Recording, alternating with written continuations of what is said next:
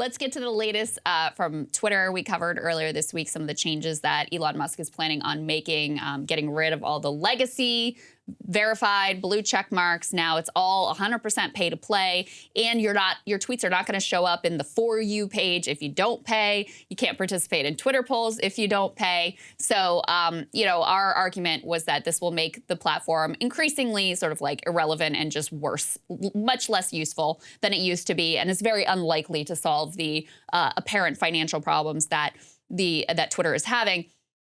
We got a little bit of insight into just how bad those financial problems are. Let's put this up on the screen. Elon Musk is now valuing Twitter at $20 billion. Now, you might think, oh, well, that sounds like a lot of money. And it is, until you consider that when he bought the social media company, he bought it for $44 billion. And that was just in October when he took it private. This, according to an email saga that he sent to employees to announce a new stock compensation program. And he said Twitter is being reshaped rapidly. You could think of it as an inverse startup. Ah, right. You know, it's actually funny.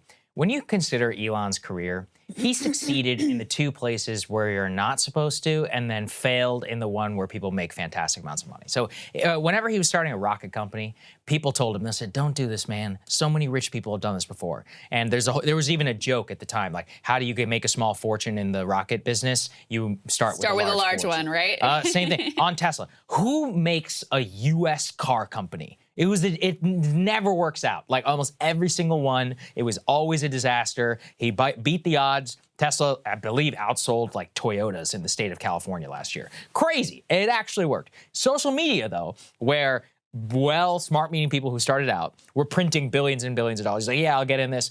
And now he's not doing so well. So, I mean, look, it's early. Maybe he could pull it out. I really have no idea.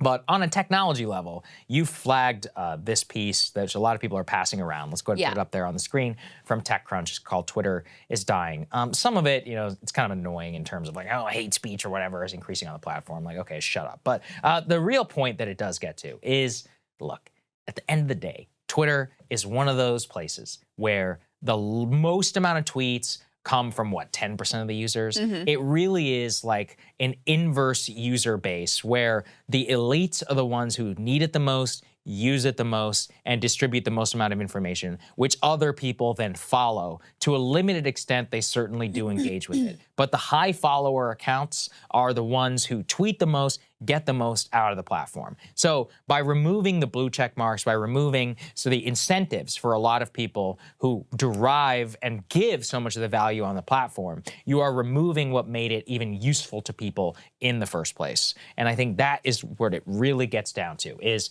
Twitter was a place for elites to have a consensus, a discussion, and all of that, to put out the news, and then for other people to follow the news and engage in it, certainly to a limited extent. But that was never the core value of the platform itself. Yes. It was consumption from a small group of people. Right. I mean, Twitter at its best is where you can go to see the sort of unfiltered, unvarnished opinions of a certain elite class and have some ability to directly interact with them, some ability to like mock and deride them kind of to their face that, you don't normally get the chance to do.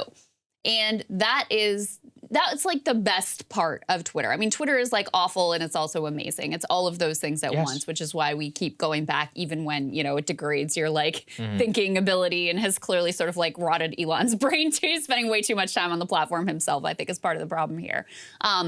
But if you make the changes that, are set to be made here, the legacy Twitter checkmark system was not great. It would have been better actually if it had more verification. That would have made the information on the platform more useful to the people that use it and to people like us as well.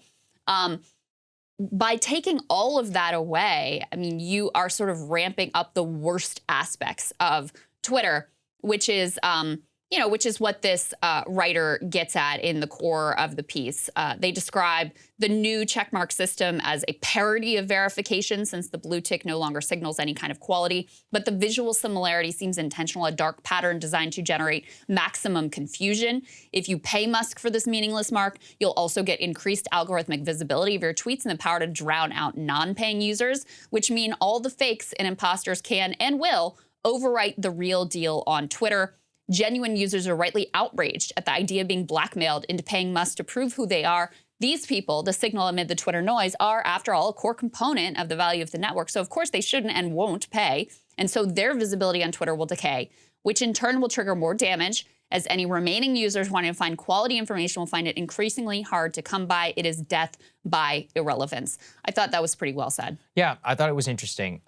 Look, once again, here's the other problem too in terms of what they put out. They're like, well, engagement on the platform is going up. And it's like, yeah, but is it the right type of engagement? Because engagement doesn't necessarily mean also that you're drawing high levels of advertisers. You can have really good engagement, but if advertisers don't feel like advertising on the platform, it doesn't matter. Yeah. And then if Twitter blew, what did it made $5 million or something last month? That's nothing. They have a $5 billion hole that they need to fix. Some 40% or whatever advertisers were not coming on the platform. So business-wise, they are facing some real issues. That's why he put it at $20 billion. It actually sounds about right. You lost about half the value of the company. Yeah. And it was already maybe worth $30 billion when he bought it. He was overpaid for it by $14-15 billion, which is the really crazy part. There was one other point in this article that I thought was thought-provoking and well said. He writes that our system allows wealth to be turned into a weapon to nuke things of broad societal value is one hard lesson we should take away from the wreckage.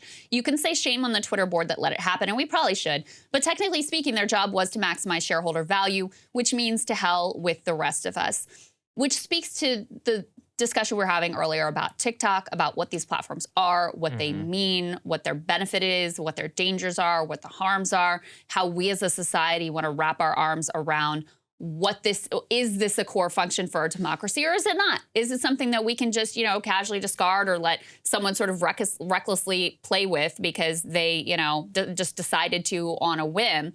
Or is this something that is more fundamental to what we're trying, at least in our best days, to do as a democracy? And so I think there are a lot of sort of deeper lessons here in the Twitter saga. Yeah, absolutely. Yeah, look, especially in terms of just private power future, there were the same problems before it was ever owned by Elon, et cetera. So anyway, yeah, I don't know what's going to happen. I personally just don't think it looks good for the platform. Maybe he could turn it around. It's certainly possible. Hey guys, ready or not, 2024 is fully upon us now, and Sagar and I have been brainstorming ways that we can really up our game for this critical election. Yeah, we rely on our premium subs to expand our coverage, to add staff, to upgrade the studio. We just want to give you the best independent coverage of this election, which is possible. So if you can help us out, become a premium subscriber today, breakingpoints.com, or the link is down here in the description video. It really means the world to us, and if you like what we're all about, this is the best possible way to keep us 100% independent, working only for you.